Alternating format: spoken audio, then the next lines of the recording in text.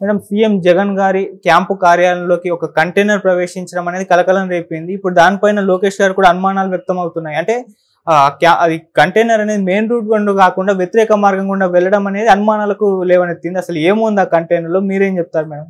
అది సెక్రటరీకి వెళ్ళాల్సిన అవసరం కూడా ఏంటో తెలియట్లేదు. సో ఆయన పర్సనల్ టూర్ అని ఇప్పుడు అది ప్రభుత్వ టూర్ కాదు కదా. ఎలక్షన్ క్యాంపెయిన్ చేసినా కూడా వెళ్ళినా కూడా అది ప్రభుత్వానికి సంబంధించిన టూర్ కాదు అది. సో అది సెక్రటరీకి వెళ్ళాల్సిన అవసరం లేదు. అది వెళ్తే తాడేపల్లికి వెళ్ళాల్సిన అవసరం ఉంటుంది. కానీ అక్కడికి ఎందుకు వచ్చింది? సో సెక్రటరీకి వెహికల్ ఎందుకు వెళ్ళింది అంటే వాళ్ళు ఏమైనా ఫైల్స్ తరలిస్తున్నారా అక్కడి నుంచి అనేది అయితే మనకు ఖచ్చితమైన అనుమానం కదులుతుంది.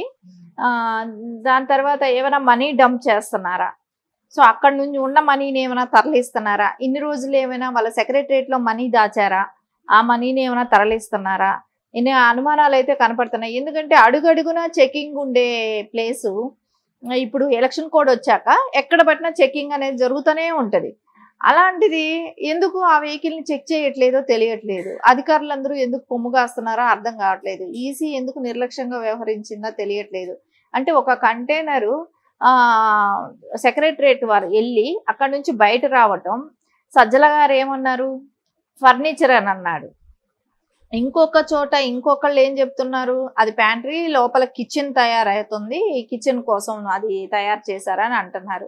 కానీ వాళ్ళకి ఎందుకంటే ఒక పార్టీ వాళ్ళే రెండు రకాల ఆన్సర్లు ఇచ్చినప్పుడు దానికి క్లారిటీ లేనప్పుడు దానికి ఇది ఏంటి, అది ఫస్ట్ ఎవరిది, అది దేనికోసం తీసుకొచ్చారు, అది ఏ పర్పస్, ఫర్నిచరు అలా ఇప్పుడు తీసుకురావాల్సిన అవసరం ఏంటి, ఇప్పుడు ఫర్నిచర్తో అవసరం ఏముంది, ఇప్పుడు కొత్త ఫర్నిచర్ రావాల్సిన అవసరం ఏముంటుంది చెప్పండి.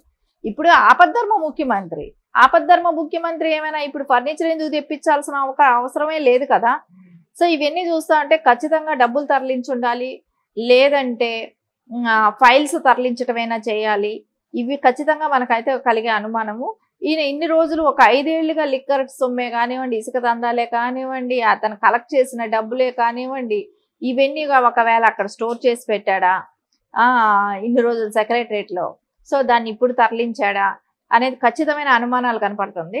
సరే వాళ్ళు ఇంకొక విషయం కూడా వాళ్ళు ఏమన్నారు, కిచెన్, ఎందుకంటే ఆయన అధికార పర్యటన చేస్తున్నాడు, ఆయన ప్రచారానికి వెళ్తున్నాడు, అందుకని దానిలో కిచెన్ ఇది తయారు చేశారు, కిచెన్ పెట్టుకున్నారు, స్టవ్, ఆయనకి కావాల్సినవన్నీ అక్కడ వండుతుంటారు అని చెప్తున్నాడు.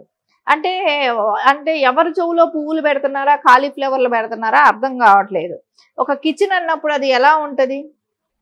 సో ఇప్పుడు అన్ని చోట్ల కిచెన్ అంటే డోర్స్ ఉంటాయి, ఓపెన్ ఉంటుంది. అది ఒక కంటైనరు, ఆ కంటైనర్ లోపల ఎక్కడో కిచెన్ పెట్టి వండుతున్నారు అని అంటే లోపలే వండుతారంట. ఆ లోపలే వండినప్పుడు ఎలా వండుతారు అంటే గాలి వెలుతురు అనేది ఉండదు ఆ కిచెన్కి. సో దానిలో వచ్చిన పొగలే కానివ్వండి, దానిలో నుంచి వెళ్ళాల్సిన పొగే కానివ్వండి, ఎలా అది అంటే ఎంత అబద్ధాలు ఆడుతున్నారు. అప్పటికప్పుడు కల్పించి దాన్ని ఒక వీడియో షూట్ చేసి దాని లోపల కిచెన్ లాగా సెట్ చేసామని చెప్పి ఒక 4 టేబుల్స్ను 4 గిన్నెలు పడేసి వాటిలో అట్లా కిచెన్ లాంటి సెటప్ వేసి దాన్ని కిచెన్ కింద చిత్రీకరించడం చేస్తున్నారు. కానీ అది కిచెన్ కాదు. కిచెన్ లాగా నువ్వు చిత్రీకరించిన ప్రజలకున్న తెలివి ప్రజలకు ఉంటుంది. దాన్ని చూసిన వాళ్ళు ప్రతి ఒక్కళ్ళకి ఒక అవగాహన అనేది వస్తుంది. అది నువ్వు తరలించింది ఓన్లీ డబ్బు కోసం వాడిన వెహికల్ని ఇప్పుడు నువ్వు కిచెన్ అని చెప్తున్నావు, ఫర్నిచర్ అని ఒక లీడర్ చెప్తారు, సజ్జల గారే కదా ఫర్నిచర్ అని చెప్తున్నారు, ఇంకొక అతనేమో అది కిచెన్ అంటున్నారు. ఇలా అన్నప్పుడు ఇది ఎలా వచ్చింది? అది ఖచ్చితంగా డబ్బులు తరలించడం చేశారు, లేకుంటే ఫైల్స్ తీసుకెళ్లి తగలబెట్టడం చేస్తుంటారు. ఈ రెండిట్లో ఏదో ఒకటైతే జరుగుతుంది. దీని మీద నిఘా వర్గాలే కానివ్వండి, కేంద్ర ప్రభుత్వమే కానివ్వండి, దీని మీద దృష్టి పెట్టి ఫస్ట్ ఫైల్స్ అయితే తగలబడిందంటే వీళ్ళు చేసిన స్కామ్లు కానీ ఇవేమి బయట రావని చెప్పేసి ఆ ప్లానింగ్ లోనే ఉన్నారు. ఖచ్చితంగా అలాంటివి కూడా చేసే ఆస్కారం ఉంది కాబట్టి ఖచ్చితంగా ముందు దాన్ని అది ఏం జరిగింది ఏంటి అనేది ఈసీ వాళ్ళు చొరవ తీసుకొని ముందు దాన్ని ఇన్వెస్టిగేషన్ చేస్తే మంచిగా ఉంటుంది. ఓకే మేడం, అందులో ఏముంది అన్నదానికి వీళ్ళు సమాధానాలు ఒక్కొక్కళ్ళు ఒక్కొక్క తీరుగా చెప్తున్నారు. కానీ మరి అది మెయిన్ రోడ్ గుండా కాకుండా వ్యతిరేక మార్గం గుండా ఎందుకు తీసుకెళ్లారో మాత్రం దానికి ఆన్సర్ మాత్రం చేయట్లేదు మేడం.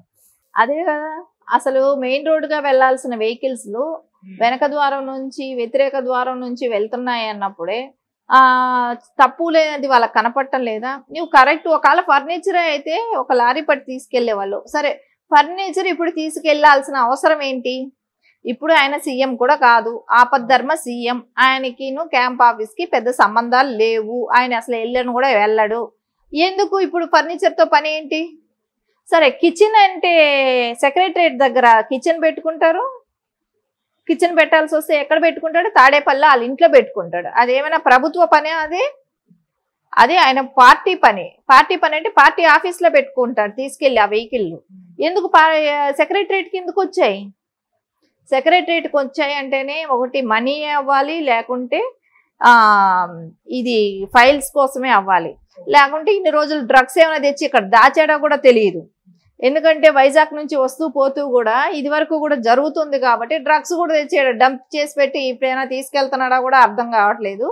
అది ఏమో ఇన్ని రోజులైతే సెక్రటరేట్ అంటే ఒక ప్రజల పరిపాలనార్థం ఉండిందని అనుకునేవాళ్ళు. ఇప్పుడు అట్లా కాదు, జగన్ సొంత బంగ్లా లాగా ఆయన సీక్రెట్స్ అవి మెయింటైన్ చేయటం కోసం అది వాడుకున్నట్టు ఉంది, కానీ అది ప్రజల కోసం వినియోగించిన ప్రజల ముఖ్యమంత్రి కోసం ఉన్న బిల్డింగ్ గా లేదు. అది సొంతంగా ఆయన దాచుకోవటానికి, ఏదో డంప్ చేసుకోవటానికి దానికే పనికొచ్చింది.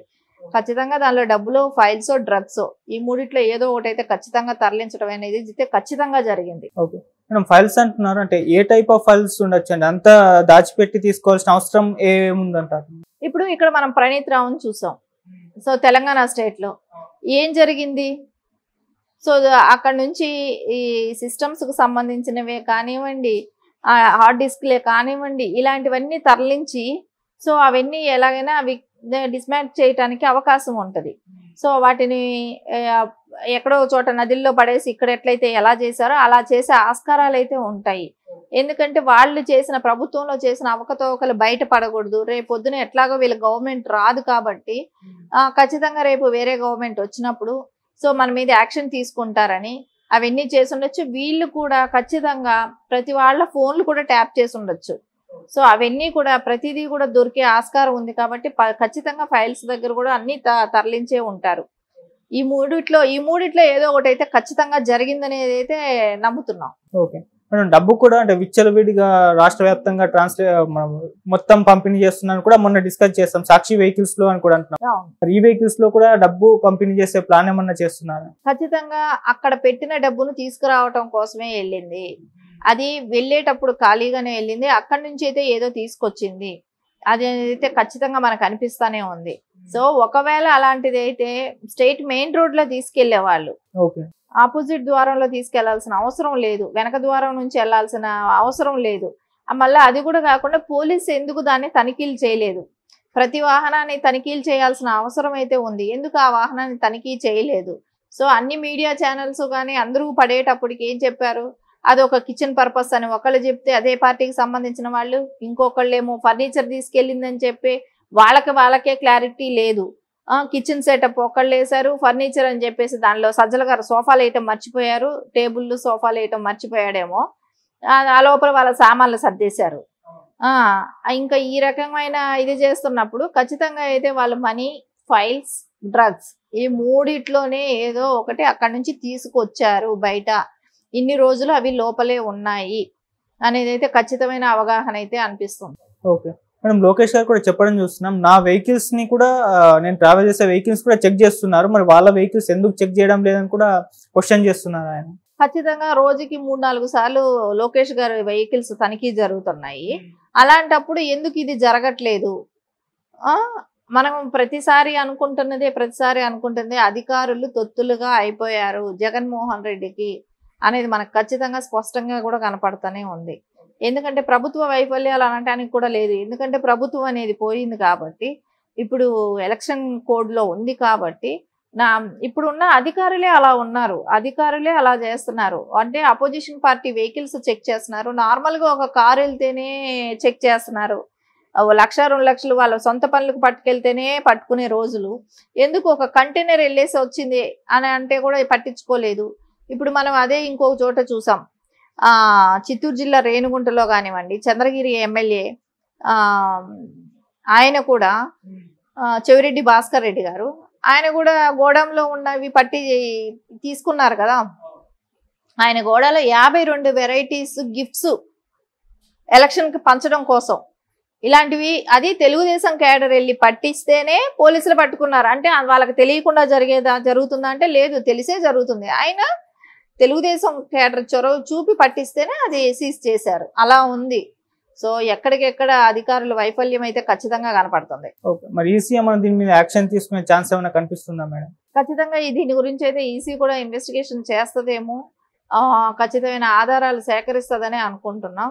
ఎందుకు అక్కడి వరకు కంటైనర్ వెళ్ళింది, మళ్ళీ రిటర్న్ రావటం ఎందుకు, అక్కడ నుంచి ఏం తీసుకొచ్చింది, అక్కడ కిచెన్ అయితే కిచెన్కి తగ్గ సౌకర్యాలు అయితే ఆ కంటైనర్లో మనకు కనపడడం లేదు. అది కూడా కాకుండా ఒకళ్ళకిద్దరు ఒక్కొక్కళ్ళు ఒక్కొక్క స్టేట్మెంట్ ఇవ్వటం, సజ్జల గారు ఒక స్టేట్మెంట్, ఇంకొకళ్ళ కంటైనర్ని చూపెట్టడం ఇంకొక రకంగా చూపెడుతున్నారు. ఖచ్చితంగా అయితే ఇది అక్కడికి ఎందుకు వెళ్ళింది అనేది అయితే ఇన్వెస్టిగేషన్ జరగాల్సిన అవసరం కంపల్సరీ ఉంది.